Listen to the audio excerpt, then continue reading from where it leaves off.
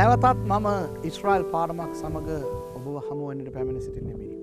යේසුස් වහන්සේගේ නාමයෙන් ආශිර්වාද. අපි අද අලුත් ගිවිසුමේ පදයක් බලමු. මතෙව් 1:5.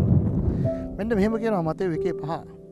සල්මෝන්ට දාව රාහබ්ගෙන් බෝවස් උපන්නේය. බෝවස්ට දාව රුත්ගෙන් ඕබේද් උපන්නේය. ඕබේද්ට දාව යෙස්සේ උපන්නේය කියලා. දැන් ඔබ බලන්න පුළුවන් මේ ඉස්රායල් ගැන මේ පාස්ටර් සුරේෂ් උගන්වනකොට මේ මතෙව් පොතට ගියේ ඇයි ඔය පළවෙනි පරිච්ඡේදයේ පස්වෙනි පදයේ තියෙන වැදගත්කම මොකක්ද කියලා. මෙතන තියෙන්නේ මතෙව් පළවෙනි පරිච්ඡේදයේ තිබෙන්නේ නං ලයිස්තුවක්. ආබ්‍රහම්ගෙන් පටන් අරගෙන මරියතුමිව විවාහ වුණේ ජෝසෙප් කියලා ජුසේතුමා. එතුමා දක්වා වූ ඒ පරම්පරා 42 ඔතන සඳහන් වෙනවා. හොඳේ. දැන් පරම්පරා 42ක් කියන්නේ දෙමව්පියන් 40 ජෝඩු 42ක්. දැන් මගේ ප්‍රශ්නේ මොනවද දන්නවද මිත්‍රවරුනි? දැන් මෙතන කියලා තියෙනවා සල්මෝන්ට දාව රාහබ්ගෙන් බෝවස් උපන්නේය.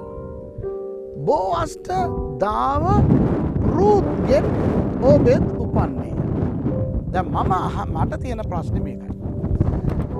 දෙමව්පියන් 42ක් ඔතන සඳහන් වෙලා තියෙනවා නම් ඒ 40 දෙන්නගෙම නම් අම්මා තාත්තගේ නම් සඳහන් වෙලා තියෙනවා. එහෙම නැත්නම් තාත්තලාගේ නම් විතරක් නම් සඳහන් වෙන්නේ තාත්තලාගේ නම් විතරක් සඳහන් වෙන්න ඕනේ. දැන් බලමු දෙවෙනි පදේ බලන්නකෝ. දැන් දෙවෙනි පදේ කියනවා ආබ්‍රහම්ට දාව ඊසාක් උපන්නේය. ඊසාක්ට දාව යාකෝබ් උපන්නේය. යාකෝබ්ට දාව යුදාද ඔහුගේ සහෝදරයන්ද උපන්නෝය. ඔන්න ඔහොම තමයි කියලා තියෙන්නේ. එතකොට පස්වෙනි පදේ මෙහෙම තිබිලා තියෙන්න ඕනේ. සල්මෝන්ට දාව බෝවස් උපන්නේය. බෝවස්ට දාව රුත් මේ ඕබෙද් උපන්නේය කියලා. දැන් මට තියෙන ප්‍රශ්නේ අතන කියනවා ආබ්‍රහම්ට දාව ඊසාක් උපන්නේය. ඊසාක්ට දාව යාකෝබ් උපන්නේය. හැබැයි මෙතන කියලා තියෙනවා සල්මෝන්ට දාව රාහබ්ගෙන් බෝවස් උපන්නේය. ඇයි රාහබ්ගේ නම දැම්මේ? මේ බෝවස්ට දාව රුත්ගෙන් ඕබෙද් උපන්නේය. ඇයි රුත්ගේ නම දැම්මේ? දැන් ආබ්‍රහම් ගැන කතා කරනකොට එහෙමනම් මෙහෙම කියලා තියෙන්න ඕනේ. ආබ්‍රහම්ට දාව සාරාගෙන් ඊසාක් උපන්නේය. ඊසාක්ට දාව රෙබේකාගෙන් යාකෝබ් උපන්නේය. හරිනේ මං කියන කතාව. එක්කෝ ඒ අයගේ භාර්යාවන්ගේ නම් දාන්න ඕනේ හැම කෙනාගේම නම්. එහෙම නැත්නම් ওই භාර්යාවන් ගැන කතා කරන්නේ නැත්නම් කාගේවත් නම් දාන්න නැතුව තියෙන්න ඕනේ. දැන් අපි දන්නවා ශුද්ධාත්මයන් වහන්සේගේ දේවානුභාවයෙන් තමයි ශුද්ධ බයිබලයේ ලියුනේ. මතෙව් තුමා මේ මතෙව් පොත ලිව්වට ඔතන දේවානුභාවය දුන්නේ ශුද්ධාත්මයන් වහන්සේ. එතකොට මේ ප්‍රශ්නේ අහන්න ඕනේ මතෙව්ගෙන් නෙවෙයි ශුද්ධාත්මයන් වහන්සේගෙන්. ස්වාමීනි වහන්සේ කරපු දේ හරිනේ. එක්කෝ ඒ කාන්තාවන්ගේ නම් 42ම දාන්න ඕනේ. එහෙම නැත්නම් කාගේවත් නොදා ඉන්න ඕනේ. මේක හරි නැති වැඩන්නේ. දැන් බලන්න. දැන් මෙතන රාහබ් ගැන කියනවා, රුත් ගැන කියනවා. සාරාලා හරි නැද්ද? ඇයි සාරාලා මේ වැදගත් නැද්ද? ආබ්‍රහම්ගේ භාර්යාව සාරාව මොන වැදගත් දේවල් කරලා තියෙනවද? ඇයගේ අදහිල්ලෙන් ඇය කොච්චර කැපවීමක් කරාද? රෙබේකාගේ අදහිල්ලෙන් රෙබේකා කොච්චර දේවල් කරාද? ඉතින් ඒ වගේ අර ආබ්‍රහම්ගේ භාර්යාව ඊසාක්ගේ භාර්යාව හොඳ කාන්තාවන්ගේ නම් දාලා නැහැ. මේ කොහෙදෝ මේ කමකට නැති රාහබ්ගේ රුත්ගේ නම් දාලා තියෙනවා. මම ඇයි දන්නවද කමකට නැති කියලා කිව්වේ? ඔයගොල්ලෝ දන්නවද රාහබ් කවුද කියලා? ගණිකාවක්. යොෂුවා පොතේ දෙවෙනි පරිච්ඡේදය බැලුවොත් එතන අපි රාහබ්ව හම්බෙනවා. ඒ රාහබ් තමයි මේ රාහබ්. අර ජෙරිකෝවට පහර දෙන්න යොෂුවලා යවුවනේ මේ ඔත්තුකාරයෝ දෙන්නෙක්ව. ඒ ඔත්තුකාරයෝ දෙන්න ගිහිල්ලා හැංගිලා හිටියේ මේ රාහබ්ගේ ගෙදර.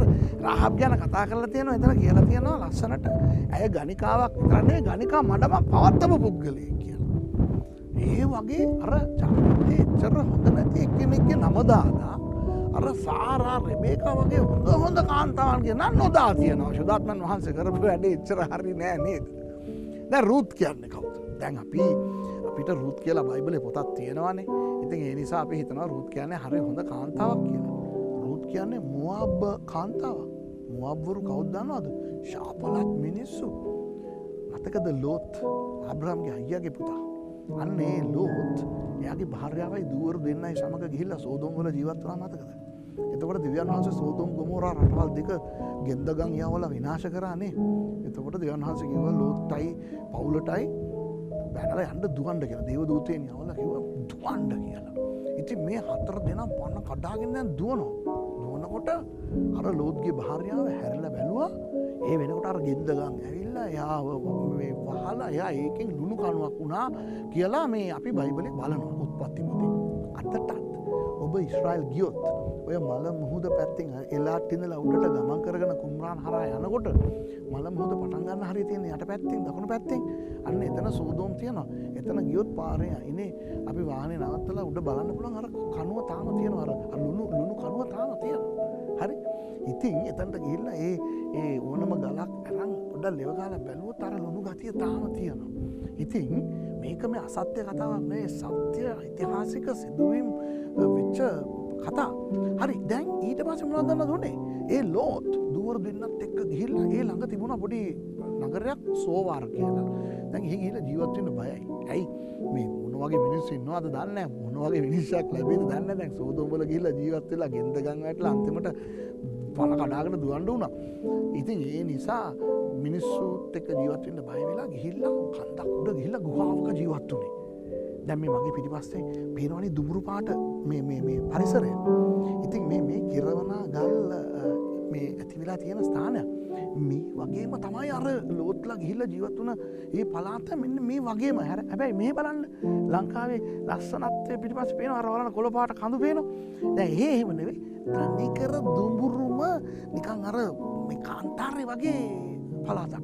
ඔන්න එහෙ තමයි ලෝත් සහ දුවරු දෙන්න දැන් ගිහිල්ලා ඉන්නේ. ඔන්න දැන් කාලයක් ගියාම මේ දුවරු හිතනවා අඩි අපිට මනමාලව හම්බෙන්නේ. අපි මිනිස්සු අතර නෙවෙයි ජීවත් වෙන්නේ. ඒ නිසා අපේ පරම්පරාව අපේ තාත්තගේ නම ඉදිරියට ගෙනියන්න ඕනේ කියලා අර කිල්ලෝ දෙන්න මොනවද දන්නවද කරේ?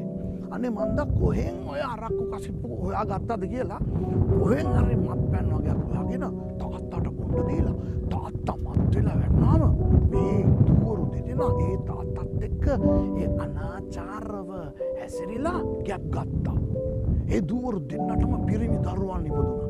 එකෙක්ගේ නම අම්මෝන් අනිකාගේ නම මෝවබ්.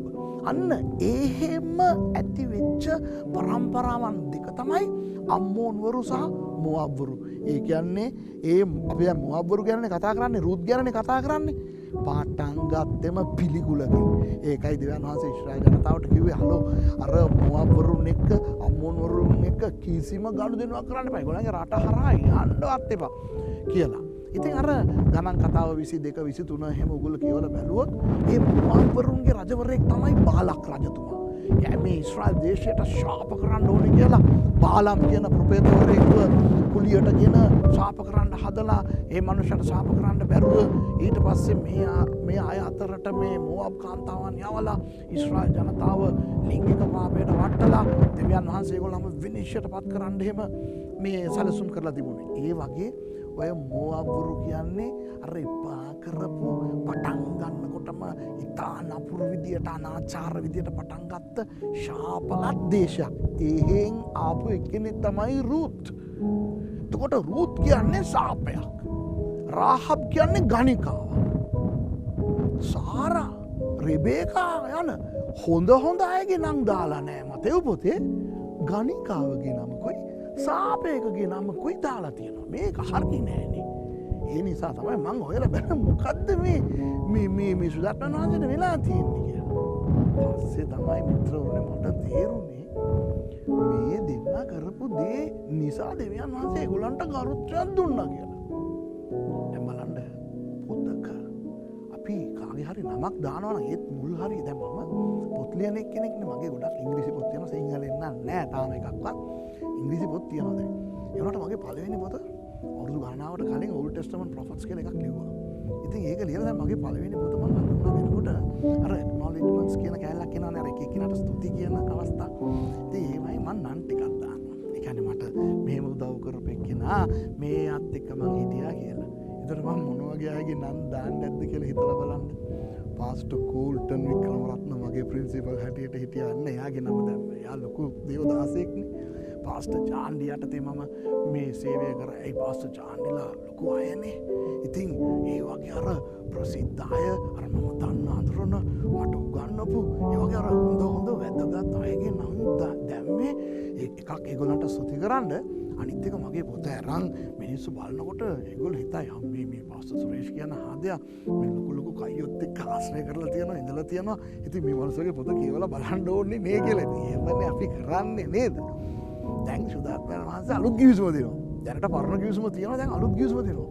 අලුත් ගිවිසුමේ පළවෙනි පොත මතේ පොත. ඉතින් ඕනම කෙනෙක් අලුත් ගිවිසුම පෙරලනකොට ඉස්සල්ලාම මතේ පොතේ මුල් හරිය තමයි කියවන්නේ. එතකොට නම් ලයිස්තුවක් දෙනවා නම් ඒ නම් ලයිස්තුවේ දාන්න ඕනේ හොඳ අයගේ නම්. හරිද? දැන් මම මගේ පොතේ ඇක්නොලෙජ්මන්ට්ස් කොටසේ මං අපේ වත්තේ දල්ලු කඩපු අය, හරිද? අපේ ගෙදරට ඇවිල්ලා මට රෙදි හොදලා දීපු අය, හරි? මම ඒ වගේ අයගේ නම් දාන්නේ නැහනේ. මම ඒගොල්ලන්ව අපහාස කරනවා නෙවෙයි. ඉතින් අය ප්‍රසිද්ධ නැහනේ. ඒ අයගේ නම් දාන්නේ නැහනේ. අර ගමේ කුඹුරේ වෙලේ ක්‍රිකට් ගහපු ඒ ගොල්ලන්ගේ නම් අපි දාන්නේ නැහනේ. දාන්නේ හොඳ අයියලගේ නම්. එතකොට සුදාත්මයන් වහන්සේ ඔන්න අලුත් ගිවිසුම හඳුන්ලා දෙනකොට මුල් පිටුවේ දාන්න ඕනේ හොඳ අයගේ නම්. අන්න සාරාගේ නම දාන්න තිබ්බා, රෙබේකාගේ නම දාන්න තිබ්බා. හැබැයි දාන්නේ අර ගණිකාවගේ නම. රාහබ්, අර ශාපේ, කවුද? රුත්, මේගොල්ලන්ගේ නම. පස්සේ තමයි මට දැනුනේ මොනවද මේකට හේතුව කියලා. රාහබ් ගැන කතා කරමුකෝ ඉස්සල්ලාම. ඔන්න ඔගොල්ලෝ පුළුවන් නම් යොෂුවා පොතේ දෙවෙනි පරිච්ඡේදය කියවලා බලන්න මෙන්න මෙහෙම ලස්සන කතාවක් තියෙනවා. ඔන්න දැන් ඉස්රායල් ජනතාව ඇවිත් ඉවරයි පොරොන්දු දේශයට ඇතුල් වෙන්න දැන් ලං වෙලා ඉන්නවා. තව දැන් යෝර්දාන් ගඟ පහු කරගෙන ගිහිල්ලා ජෙරිකෝව අල්ලන්න ඕනේ. රටවල් 64ක් තිබුණා ඒ කානාන් දේශය තුල මේගොල්ලෝ අත්පත් කරගන්න. ඒකේ පළවෙනි රට තමයි මේ රාහබ්ලා ජීවත් වුණු ඔය ජෙරිකෝ කියන රට. ලොකු පවුරක් තිබුණා ඒ වටේ. විශාල පවුරක් කියන්නේ ඒ පවුරේ උඩම රට 4ක් එක වාතාවකට ගමන් කරනවා. අර 4 lane highway කියලා තියෙන. අන්න අර දැන් අපේ කොළඹ මේ කටුනායකේ ඉඳන් කොළඹට දාලා තියෙන highway එකක්. ඒ වගේ මේ මහරගම පැත්තේ ඉඳන් ගාල්ලට තියෙන highway එකක්. මේ පැත්තෙන් යන්න පාරවල් දෙකයි අර පැත්තෙන් එන්න පාරවල් දෙකයි කියලා අර ලේන් 4ක්. අන්න එච්චර පළලයි අර ජෙරිකෝ පවුරේ උඩු කෑල්ල. එතකොට කොච්චර විශාල පවුරක්ද කියලා හිතලා බලා ගන්න හොඳේ. ඒ වගේ ජෙරිකෝ පවුරක් ඇතුලේ ජෙරිකෝවරු ඉන්නවා, රජ කෙනෙක් ඉන්නවා, ලොකු මනුස්ස කණ්ඩායමක් ඉන්නවා. ජෝෂුවා මොනවද දන්නවද කරේ? ඔත්තුකාරයෝ දෙන්නෙක්ව එමීට යව්වා. තේම ගිහිල්ලා පොඩ්ඩක් ඇවිදලා බලන්න මොන වගේ අයද ඉන්නේ, ඒගොල්ලන්ගේ හමුදා බලය කොහොමද, මොන විදිහේ මිනිස්සුද ඉන්නේ, අපි කොහොමද ගිහිල්ලා ඒගොල්ලන්ව අත්පත් කරගන්නේ කියලා පොඩ්ඩක් අර ඔත්තුකාරයන් දෙන්නෙක්ව යව්වා. ඔන්න ඔත්තුකාරයෝ දෙන්න ආවා. ඇවිල්ලා ජෙරිකෝවට ගිහිල්ලා දැන් ඒගොල්ලෝ බලනවා. හැබැයි කොහොම හරි කාට හරි තේරුණා මේ ඇවිල්ලා ඉන්න දෙන්න ඊශ්‍රායල් වරු දෙන්න කියලා. පණිවිඩය ගියා රජතුමාට. දැන් රජතුමා යවනවා සෙබළුන්ව හොයන්ඩලා අර දෙන්නව වහාම අල්ලගෙන මරලා මරන්න ඕනේ කියලා. දැන් මේ දෙන්න දැනගත්තා අඩි වැඩි දැන් අප්සෙට් අපි මාට්ටු. පිට වෙන්න විදියක් නැහැ. ඔච්චර ලොකු පවුරෙන් පනින්න බෑනේ. ඔය පවුරු හරහා ගේට්ටු දෙකක් තුනක් තිබ්බට දැන් ඒ ඔක්කොම දැන් සෙබළු මුර කරගෙන ඉන්නවා. පොඩි රටක්නේ. මතකද අර ජොෂුවලා ආවයින් පස්සේ ඊශ්‍රායල් ජනතාව දවස් 7ක් ඔය වටේ ඇවිත්දානේ ඉන්න. 7 වෙනි දවස් 7 සැරයක් ඇවිත්දානේ ඉන්න. එතකොට ඒ රට වටේ ඒ පවුර වටේ 7 සැරයක් එක දවසකින් කැරකෙන්න පුළුවන් කියන්නේ එච්චර ලොකු රටක් නෙවෙයිනේ. එහි කොහෙ ගිහිල්ලා හැංගෙන්නද? අනික මේ මිනිස්සු දෙන්න විතරයි පිට රටකින් ආපු කට්ටිය. ඒ නිසා මේගොල්ලෝ බැලුවා දැන් කොහෙ ගිහිල්ලා හැංගෙන්නද කියලා. පස්සේ තමා මම හිතන්නේ දැන් මේ දෙන්න පිරිමිනේ. මම හිතන්නේ එක්කෙනෙක් අනිත් එක්කෙනා කියන්නේ නැති මචං වැඩි තියෙන අපි ගිහිල්ලා හැංගෙන්න පුළුවන් එකම තැනයි මං තියෙන්නේ. මොකද්ද? ගණිකා මඩම. දැන් ගණිකා මඩමකට පිරිමි දෙන්නේ ගියාම ඩ්‍රයිවිං ලයිසන්ස් පෙන්නන්න, ඩෙන්ටි කාඩ් පෙන්නන්න, පාස්පෝර්ට් පෙන්නන්න ඕගොල්ලෝ කොහෙන්ද ආවේ? ඉංග්‍රීසි දන්නවද? ඒවා අහන්නේ නෑනේ. ගණිකා මඩමකට පිරිමි දෙන්නේ ගියා නම් ඕන වෙලාවකට යන්න පුළුවන්. ඒ වගේ ඉතාම ජරා තැනක්නේ ගණිකා මඩමක් කියන්නේ. මේ දෙන්න හිතුවා අන්න හැංගෙන්න පුළුවන් නියම තැනක් තියෙනවා ගණිකා මඩමක්. මේගොල්ලෝ යනවා. යනකොට කවුද ඒ ගණිකා මඩම හිටපු මැනේජර්තුමිය? රාහබ්. එයත් ගණිකාවක්. නමුත් ගණිකා මඩමේ අයිතිකාරයා. එයා දැක්කා ඔන්න පිටරට ඔරිනස්ලා දෙන්නෙක් එනවා. රාහබ් අහන්න ඇති එන්න කියලා කියන්න ඇති. මේගොල්ලන්ට කියන්න ඇති මේ එන්න කොහොමද කියලා කියනකොට මේගොල්ලෝ කියන්නේ නැති හලෝ ඇක්ෂන් එක මොකද ජෙරිකෝ භාෂාව මේගොල්ලෝ දන්නේ නැහැ මේගොල්ලෝ හෙබ්‍රේව භාෂාව දන්නේ ජෙරිකෝවරු හෙබ්‍රේව භාෂාව දන්නේ නැහැ ජෙරිකෝ භාෂාව දන්නේ ඉතින් මෙයා කියන්නේ නැති එන්න වෙල්කම් කියලා මෙයා කියන්නේ නැති අරගොල්ලෝ කියන්නේ නැති මේ අපි ආවේ ඕවට නෙවෙයි අපි හැංගෙන්න ඕනේ රජතුමා අර ඔයගොල්ලන්ගේ රජතුමා ඔටුනු දාගෙන ඉන්න එක්කම අපි මරන්න හදනවා අපිට හැංගෙන්න ඕනේ කියලා රාහබ් අහන්න ඇති කවුද ඔයගොල්ලෝ හැංගෙන්න මේක හැංගෙන තැන නෙවෙයි මේක ගණිකා මඩම මොනවාද මේ හැංගෙන්න ඒතකොට ඒගොල්ලෝ කියන්නේ නැති අපි ගංගෙන් එගොඩ අර ගඟ ඒකෙන් එගොඩ අර ඇවිල්ලා ඉන්නේ ඊශ්‍රායල් හෙබ්‍රේව කිව්වම රාහබ්ගේ ඇස් උඩ ගියා දැන් බලන්න මම බයිබලේ නැති දේවලුත් කියනවා දැන් බයිබලේ තියෙනවා රාහබ් මේගොල්ලන්ව එයාගේ ගෙදර හංගගත්තා කියලා. නමුත් මම ওই බයිබලේ නැති දේවල් කියන්නේ බොරුවට නෙමෙයි ගොතලා නෙමෙයි. මම පොඩ්ඩක් ඇක්ෂන් දාලා කිව්වට මම හොයලා බලලා තියෙනවා මේවා ලෝක ඉතිහාසයේ ඉතිහාසගත වෙච්ච කතන්දර හරිද? ඉතින් මේ රාහබ් මේ පුදුමයටපත් වුණා මේ ඊශ්‍රායල් වරු දෙන්නේ කියලා. ඒ දන්නවද මම රාහබ් ගැන කියන්නද? ඔන්න ඔය කතන්දරේ වෙනකොට එයාට වයස 50ක් විතර ඇති. හරි ලස්සනයි. ඉතිහාසයේ කියනවා රාහබ් කියන්නේ ඉච්චර ලස්සන ගණිකාවක්ලු පිට රටවල් වලින් රජවරු පවා එයා ළඟට ඇවිල්ලා කියලා. හැබැයි ඒ රාහබ් ඉපදුනේත් ওই ගණිකා මණ්ඩපේ හිටපු ගණිකාවකට. හරිද? හැබැයි අවුරුදු 10ක් විතර එයාට වයස තියෙද්දී ඒ දවස්වල ඒ ගණිකා මණ්ඩපට එන යන හැම කෙනාගේම කතාව මොනවද දන්නවද? මිස්ර දේශයේ ඉන්නේ ඊජිප්තුව. එහෙ හිටියන්නේ අර හෙබ්‍රේවරු කියන ජාතිය වැඩකාරයෝ වහල්ලෝ. අන්න ඒ අය අරුම පුදුම දේවල් කරනවා. කවුද මෝසස් කියන නායකයෙක් ඇවිල්ලා මේම සැර හැටිය දික් කරනවලු නයිල් ගංගාව ලී වෙනවලු. ආයෙ ඉතින් ඉර අඳුර වෙනවලු. ඊට පස්සේ මේ එක එක වසංගත එනවලු. ඊට පස්සේ වසංගත 10ක් ආවයින් පස්සේ ඒ වහල්ව හැටියට හිටපු හෙබ්‍රේවරු ඔන්න මිස්ර දේශයෙන් පිටත් වෙලා යනවලු. පාරාවෝගේ හමුදාව එල්ලවගෙන යනවලු.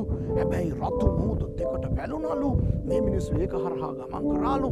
පාරාවෝගේ සේනාව එල්ලවගෙන ගියාලු. ඒ වුණාට ඒ වතුර ආපහු එක්කලා මේ මිනිස්සුන්ව මරලා දැම්මලු.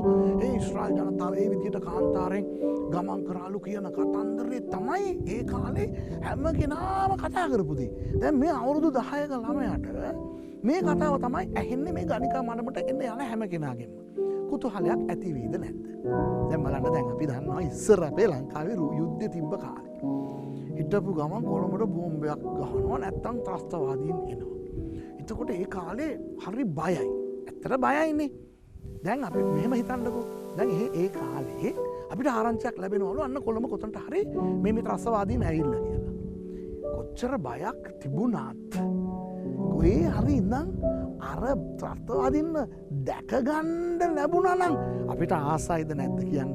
අර කුතුහලේ තියෙනව නේද? දැන් ඔසාමා බින් ලාඩන්ලා වගේ ජාත්‍යන්තර ප්‍රසිද්ධව ඉන්න මේ වගේ භයංකාර මිනිස්සුන්ට අපි බය වුණාට ඒ අයව අපිට දැක ගන්න ලැබුණොත් ඒක අපිට ආසයි නේද? ඒ වගේ මේ හෙබ්‍රේවරු කියන මිනිස්සු අර මේ වගේ කතන්දර මේ ළමයා අහනකොට ඒ ළමයාට අර කුතුහලයක් ඇති වුණා. අර හෙබ්‍රේවරු මොන වගේ අයද? උසද මහතද ඒගොල්ලන්ගේ දෙයියෝ මෙච්චර මේ බලවත්ලුනේ කියලා ඒ චූටි ළමයාගේ ඒ හදවතේ අර ඊශ්‍රායල්වරු හෙබ්‍රේවරු කියන අය පිළිබඳව සටහනක් අර ගලින් කෙටුණු අකුරු වගේ ස්ථාපිත වුණා. හොඳේ? ඊට පස්සේ ඉතින් කාලයක් යනකොට ඒවා ඉතින් අමතක වෙලා යනවානේ. ඔන්න දැන් එයා තමයි වර අවුරුදු 50ක් වයස ඇති ඒ ගණිකා මඩමේ අයිතිකාරිය.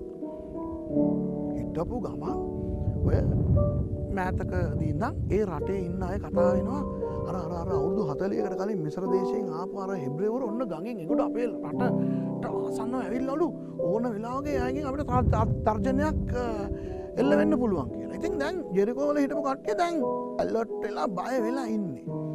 රාහබ්ටත් බයයි ඒ වුණාට අර කුතුහලයක් තියෙනවා. අඩේ අරගොල්ලෝනේ දැක ගන්න පුළුවන් නම් කොහොමද කියලා අර එයාට අර අවුරුදු 40කට කලින් අර හිතේ තැන්පත් වෙච්ච දේ ආයෙ දැන් මතුවෙනවා ඒ කුතුහලය. බලන් ගියාම හිටපු ගමන් දෙන්නේ එයාගේ මිදුලටම ඇවිල්ලා කියනවා අපි අර හෙබ්‍රේවරු අපිට හැංගෙන්න ඕනි කියලා. ඉතින් අර කුතුහලය නිසා රාහබ් කියනවා ඔගොල්ලෝද අරගොල්ලෝ කියලා කියනවා. එන්න කියලා අර කුතුහලය නිසාම මේ දෙන්නව හංගනවා. අර වහල අර උඩ කැලා දර එහෙම දාන්නේ අර ඒ කොටසේ මේ දෙන්නව හන්ද මොකද දැන් මේක දැකම මිනිස්සු සොල්දාදුවන්ට කියනවනේ අර දෙන්න අර ගෙදරට ගියේ කියලා. එතකොට සොල්දාදු ඇවිල්ලා අහනවා මේ අර මේ පිටරට දෙන්නේ ආවද කියලා. දැන් බලන්න ගණිකාවක්නේ. මෙයා ගණිකාවක්නේ. මෙයාට විතරක් කියන්න පුළුවන් දෙයක් තියෙනවා. දොස්තර කෙනෙකුට කියන්න බැරි, ලෝයර් කෙනෙකුට පෙරක දොරකෙතුමියකට කියන්න බැරි, ව්‍යාපාරිකයෙකුට කියන්න බැරි, කාටවත් කියන්න බැරි එක දෙයක් ගණිකාවකට කියන්න පුළුවන්. මොනවද? ඔව් ආවා ගියා. එතන සොල්දාදු ඇවිල්ලා අහනකොට මෙහෙම දෙන්නේ කාවද? ආවා. හැබැයි ගියා. එතකොට සොල්දාදුව පිළිගන්න ඕනේ. ඇයි? මෙතන ඇවිත් යන තැනක්. එතකොට සොල්දාදුව හැවොත් එහෙම ඇයි ගත්තේ කියලා රාහබ් කියයි. එතනට එන මිනිසුන්ගේ ID බලන්නේ නැහනේ මහත්තයෝ. අපි එන එක්කෙනාව ගන්නවා එයා යනවා. එච්චරයි. අපි මෙතන කවුද කින්ද මන්ද කියලා අපි ඇඩ්‍රස් අහගෙන ඉන්නේ නැහනේ. කොහාටද ගියේ? ඒවා අපි බලන්නේ නැහනේ මහත්තයෝ. ඔන්න ඔය පැත්තෙන් තමයි දිව්වේ. පුළුවන් නම් ගිහිල්ලා අල්ල ගන්න කියලා කිව්වා. ඉතින් අර තමන්ගේ අර ඍණාත්මක අර අශීලාචාර අප්‍රියසාගත වෘතියම ඇය පාවිච්චි කරලා ඇයටම දන්නේ නැතුව ඊශ්‍රායෙල් වරුන් දෙදෙනෙකුගේ පණ බේරුවා. දැක්කද? බේරලා ඊශ්‍රායෙල් වරුන්ට ආශිර්වාද කළා. දෙවියන් වහන්සේ ඒක දැක්කා. අපේ දෙවියන් වහන්සේට මතක් වුණේ මොකක්ද? උත්පත්ති 12 තුන. ඊශ්‍රායෙල් වලට ආශිර්වාද කරන අයට ආශිර්වාද කරනවා. දෙවියන් වහන්සේ එතෙන්දි බැලුවේ නෑ මෑ ගණිකාවක් කියලා. මෑ අප්‍රියසාගත පුද්ගලයෙක් කියලා. උන්වහන්සේ බැලුවේ කොහොමද දන්නවද? මේ පුද්ගලයා මගේ රටට, මගේ මිනිස්සුන්ට ආශිර්වාද කරනවා. ඒ නිසා රාහබ්ගේ පණ බේරුවා. පණ බේරුවා විතරක් නෙවෙයි. තවත් ආශිර්වාද දෙකක් දුන්නා. දැන් මේක හිතාගෙන යන්න. මම මෙතනින් නවත්තනවා. මතෙව් 1:5 ආයෙ කියවන්න. ජොෂුවා 2 වෙනි පරිච්ඡේදය ආයෙ කියවන්න. රාහබ් ගැන පොඩ්ඩක් හොයලා බලන්න. ඊළඟ පාඩමේ දෙවියන් වහන්සේ රාහබ්ට කොහොමද ආශිර්වාද කරේ කියලා මං කියලා ඊට පස්සේ රුත් ගැන කතා කරලා තව සමහර හොඳ දේවල් සමග හම්බෙන්න. එතෙක් ඊශ්‍රායෙල් වරුන්ගේ දෙවියන් වහන්සේ ඔබට ආශිර්වාද කරනසේ.